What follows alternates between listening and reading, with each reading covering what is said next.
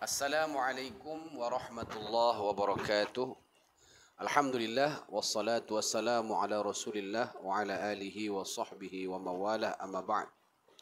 Ikhwati fillah rahimakumullah dan para pemirsa dimanapun antum berada, alhamdulillah kita bersyukur senantiasa diberikan Allah kesehatan dan limpahan rahmat dan karunia-Nya yang lain.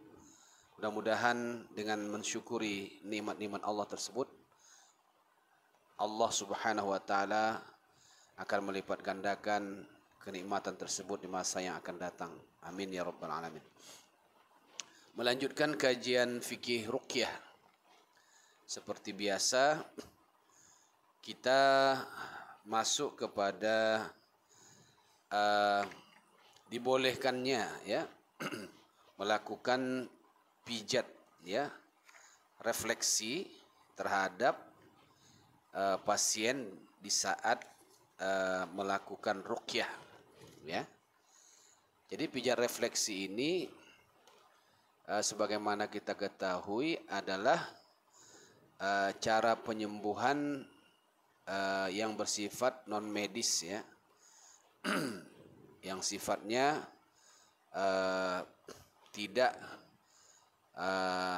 umum dilakukan oleh para medis ya. Pijat refleksi ini dilakukan oleh para praktisi-praktisi khusus yang mempelajari ilmu refleksi. Nah, refleksiologi atau ilmu refleksi sebagaimana kita ketahui ini adalah ilmu bagaimana seseorang melakukan pijatan atau tekanan pada titik-titik tertentu yang berkaitan dengan organ-organ tubuh tertentu. Ya.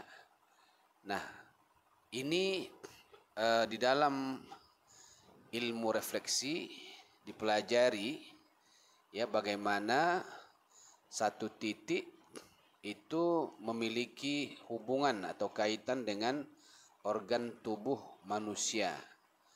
Misalnya titik jantung, ya maka ditekan pada titik refleksi yang berhubung dengan jantung.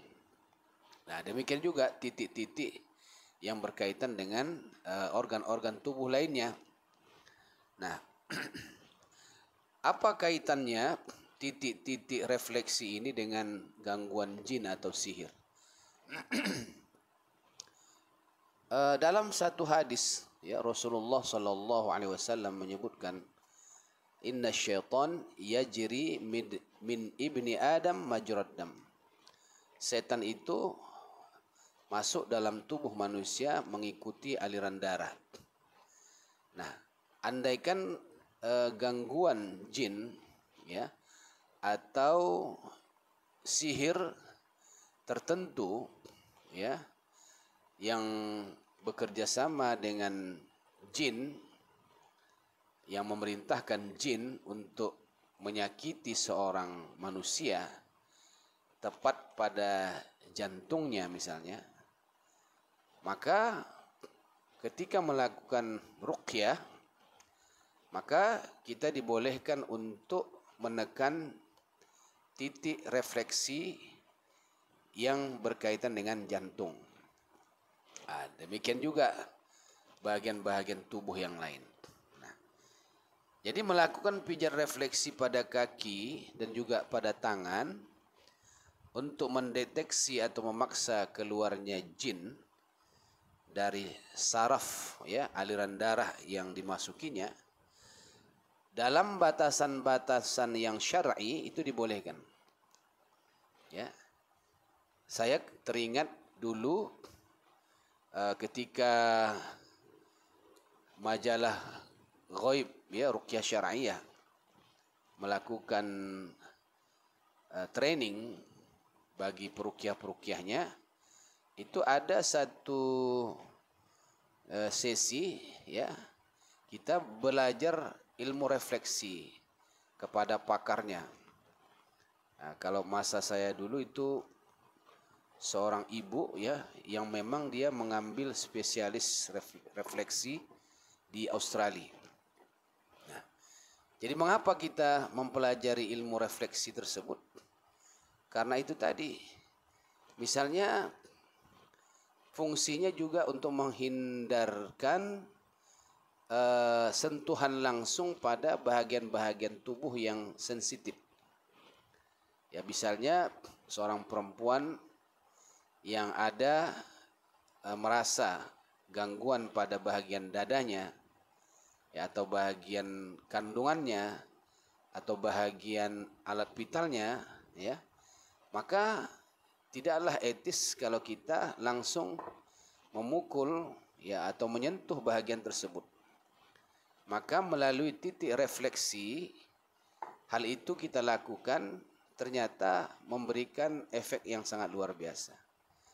Nah, sampai sekarang ini ya, pijatan pada titik refleksi tertentu ketika tepat sasaran itu akan memberikan efek yang sangat luar biasa.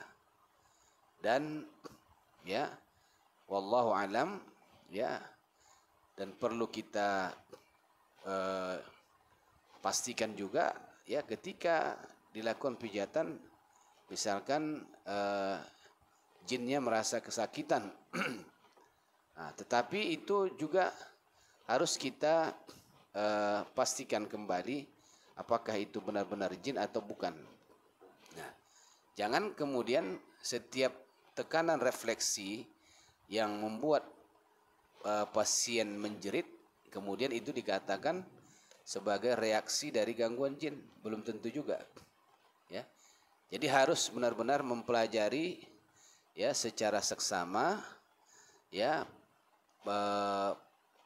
efek dari refleksi ini, apakah itu benar-benar yang kesakitan adalah jinnya atau pasiennya. Nah, ikhwati fillah rahimakumullah, dalam melakukan refleksi terhadap pasien yang sedang kita ruqyah, apalagi di saat pasien itu mengalami reaksi. Yang pertama yang harus kita ingat adalah bahwa kita memastikan titik-titik refleksi tersebut benar-benar ya akurat, ya, bukan berdasarkan asumsi, ya, bukan berdasarkan dugaan semata, tapi memang kita betul-betul belajar bahwa yang kita tekan adalah titik refleksi yang memberikan manfaat kepada gangguan pasien. Nah, ini memudahkan bagi seorang peruqyah ya untuk melakukan pemaksaan kepada jin yang mengganggu. Nah, kedua, dalam melakukan refleksi sebaiknya menggunakan minyak zaitun ya atau minyak urut supaya tidak terjadi lecet atau luka pada kulit. Nah, biasanya kalau betul-betul ada gangguan jin dan seorang peruqyah melakukan pijatan tepat pada sasarannya, itu pijatan yang ringan, pijatan yang sifatnya refleks ya, bukan pijatan yang dipaksakan secara keras. Itu dengan pijatan lembut pun itu sudah memberikan efek yang sangat luar biasa kalau memang tepat sasaran. Nah, sehingga tidak perlu keras-keras atau kuat sehingga menimbulkan lecet pada kulit pasien. Nah, yang ketiga, sebaiknya melakukan pijatan itu tidak sering, ya, sehingga kita sering menemukan pasien-pasien yang pernah ruqyah di tempat lain, ya, sampai-sampai ya ada bahagian tubuh yang membiru. Nah, padahal yang kita sarankan pijat refleksi itu adalah di telapak kaki dan di tangan, telapak tangan. Tapi yang terjadi justru tekanan-tekanan yang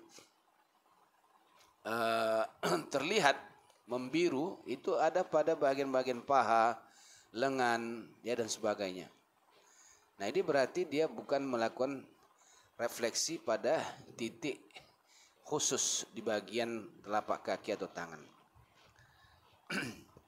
Jadi jangan sesering mungkin, walaupun di bagian kaki atau tangan, jangan sesering mungkin, atau lakukanlah itu hanya pada saat-saat diperlukan saja. Kemudian setiap titik refleksi ya dilakukan dalam hitungan ya yang tidak lama, hanya dalam bilangan ya maksimal 5 menit, tidak sampai berjam-jam, sehingga juga bisa menimbulkan efek yang tidak baik.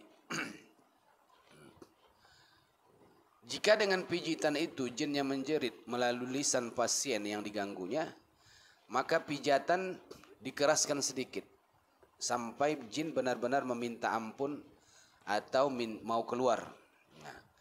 Nah, dalam hal ini tentu seorang peruqyah hanya bisa mengetahui keluarnya jin itu melalui indikasi yang ada. Nah, misalnya muntah, atau pasien itu tiba-tiba pingsan, tidak sadarkan diri. Nah, setelah itu diruqyah kembali, alhamdulillah tidak ada reaksinya. Nah, itu artinya dalam ya i'tikad baik kita, ya keyakinan kita, jin itu sudah tidak ada di bahagian tersebut. Nah, kemudian sebagai etika seorang peruqyah tidak boleh ya memijat ya pada bagian-bagian sensitif seorang perempuan atau yang berlainan jenis dengan seorang peruqyah. Ya, kalau dia seorang laki-laki, ketika merefleksi seorang perempuan tidak boleh ya misalnya dengan tanpa alas tangan, ya. Kalau boleh juga pasien wanita tersebut memakai kaos kaki supaya tidak terjadi sentuhan secara langsung. Nah, dan juga tidak boleh memijat bagian tubuh yang bengkak atau yang lecet disebabkan pijatan sebelumnya. Nah, pemijatan bagi penderita sakit jantung, kencing manis, liver, kanker harus ekstra hati-hati atau tidak terlalu keras dan hanya boleh dipijat selama 2 menit. Nah, jadi itu juga harus memperhatikan aspek medis ya, juga aspek psikologis atau psikis. Jangan sampai kita melakukan pijatan justru membuat pasien trauma dan sebagainya.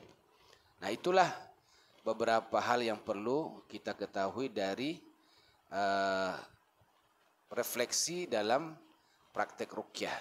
Nah, sekali lagi refleksi ini hanya boleh dilakukan pada saat-saat yang diperlukan.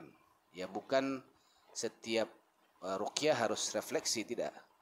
Nah, ini hanya sebagai wasilah ya, sebagai pembantu ya, untuk memudahkan keluarnya gangguan yang kita lakukan dalam ruqyah melalui ayat-ayat Al-Quran yang kita bacakan. Nah, demikian mudah-mudahan bermanfaat. Semoga kita semua para peruqyah yang belum ya memahami atau mempelajari ilmu refleksi, maka segeralah belajar ilmu refleksi ya kepada orang yang ahli. Ya, jangan sampai tindakan refleksi yang kita lakukan itu justru menimbulkan mudarat ya atau mafsadat kepada pasien yang kita refleksi. Demikian, semoga bermanfaat. Mudah-mudahan Allah menjadikan apa yang saya sampaikan ini sebagai ilmu yang bermanfaat. Wassalamualaikum warahmatullahi wabarakatuh.